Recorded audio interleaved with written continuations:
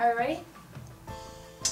Hello, my name is Dr. Watts and I'm a scientist of behavioral neuroscience and I'm doing research at the University of Kansas.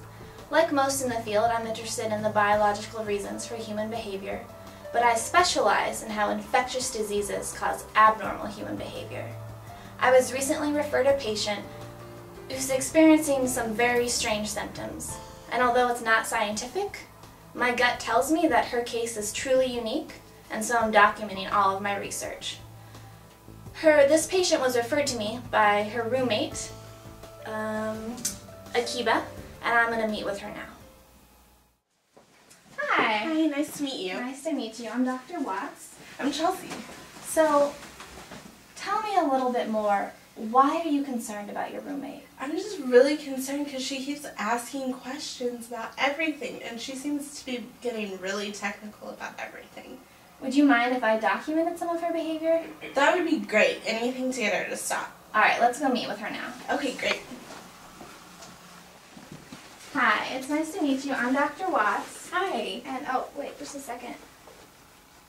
Oh, you know what? I'm going to leave you two for a minute. I'm going to be right back. Okay? So, hey, so what did you guys talk about? She just wants to document everything. What is there to document? She just thinks it might be interesting. Why? Am I interesting? Because you keep asking questions and won't stop. What are you talking about? You just did it. Why are you getting angry? Because you just won't stop. I feel like we're becoming distant. What can we do to bridge this gap in our relationship? Do you need a hug? Oh my god, I'm over it. Why do you have to be such an amateur? Real professionals never run out of questions. I wasn't sure how to diagnose Chelsea. She seemed to suffer from a genuine fear of being considered an amateur. But I still don't understand how asking questions fits in with that. I told her that I would keep researching her case, but in the meantime, she should try to relax. I told her to take a meditation class and choose some valerian root. I also said that she should probably give her roommate some space for a while.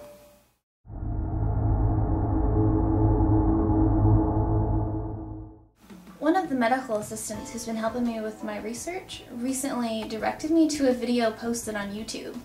Apparently the video was filmed on the KU campus pretty recently, and I think it might be related to the other cases. The behavior is just so odd that I'm including the video as part of my research.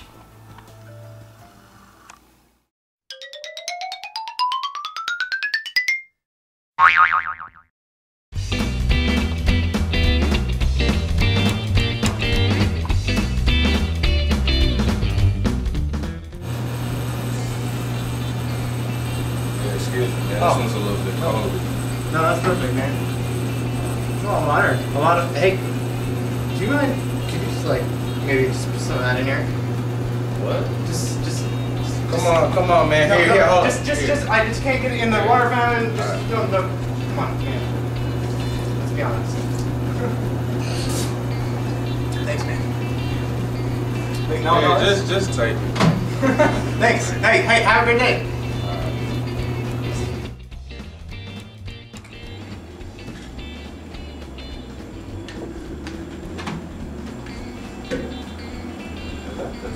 Oh, sorry. Hey, could you help me out? Like, could you just fill this up a little bit? I'm running a little low on water. No, I don't think you can do that. No, I mean, I can't put it under her, man. Like, just help me out a little Really? bit. You can touch it? Well, I mean, can you just like this? Why did you do that? I mean, your cup is so full, and I mean, look at this. It's so empty. No, man. Hey, don't waste it. Don't waste this. This is precious stuff. Why do you need it? Because you have so much I just want to share later on with people. And do you really have to be a jerk, man? Whatever. Really?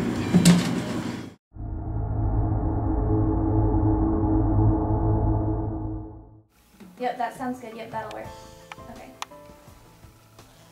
So I just got a phone call from a woman who wants to meet with me because her husband is acting really odd. The behavior that she's describing is just so strange. It's creating a lot of conflict in their relationship. I think it might be related to some of these other cases. It's just all getting so weird. So I'm going to meet with them today to see if there's any connection. and hopefully I'll make some headway on this case. Hi, I'm Dr. Watts. So, why are we here today? Well, my wife here thinks I'm turning into another person. That's not what I said. It's what you're thinking. So Michelle, is that, like, do you agree, like, when do you think his change in behavior really started? Well, he took this test this summer, and they started talking about all these different colors and how he is a red, and I don't really understand it. So Dylan, can you tell me a little bit more about this test? Like, what's it called? What does it do? Well, it's called the SDI.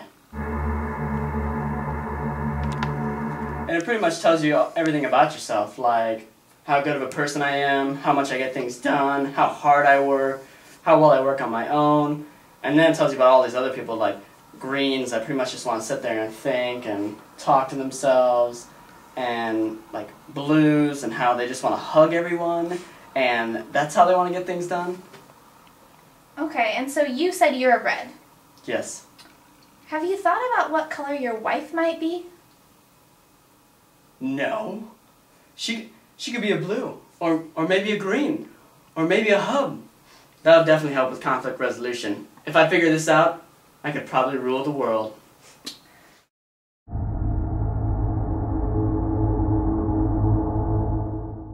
So Dylan's case made me think of some of the other cases with strange behaviors that I've encountered over the years. He mentioned the SDI, and that sounded so familiar to me. I feel like I've heard other patients talk about the SDI. So I went and reviewed all of my old cases where the behaviors were just really strange and odd to see if there was any other vocabulary that was a common thread. And I ended up finding 4 words that appeared in a lot of the different cases. Equity, individual rights, efficiency, and representation. A lot of the infected individuals who started having strange behaviors all referred to these 4 words. After finding this link between the cases, I started doing more research and digging through national medical database records, and I ended up finding cases of these strange symptoms that had occurred all over the country. I'm estimating that there's more than 500 cases that have been documented of patients just exhibiting really strange behavior.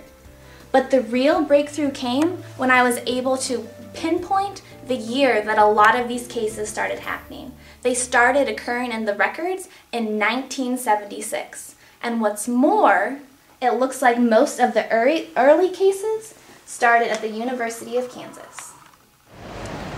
So I just returned from the lab. I sent some samples off for testing and I heard back, and it turns out that both Dylan and Akiva are infected with the virus. And it's the same virus. It appears to be absorbed through the skin when the skin comes into contact with infected saliva. And I've decided to call this virus, and I want to make sure I get the name right, the keloid urticaria cerebral interstitial maladaptive tetanus virus, or KUCIMAT virus for short. The virus is quite potent and remains alive for a long time, even after the saliva has dried or evaporated. So right now I'm outside the Westco building, which is the headquarters of the MPA program, because I decided I need to talk to Ray Hummer, the advisor of the MPA students on campus. I need to find out what happened in the MPA program in 1976, the year when the virus and these strange symptoms started appearing. I am now speaking here with Ray Hummer. He is the advisor for all of the MPA students here on campus. And Ray, I've been researching some strange cases involving your students here on campus. They all seem to have become infected with the virus, and we're calling it the KUCIMAT virus.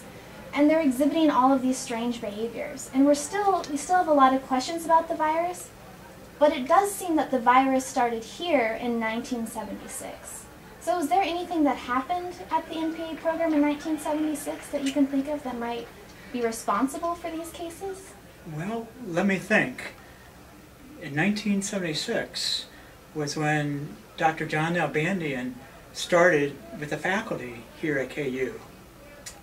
Coming from California, I wonder if he brought that virus with him to Kansas.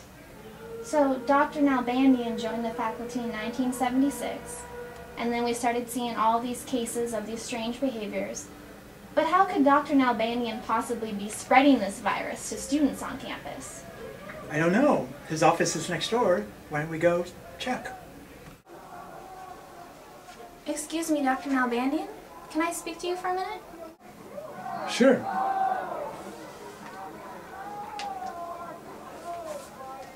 Wait, what are you doing? I'm preparing the acceptance letters for next year's class. I do this every year, and I enjoy doing it myself.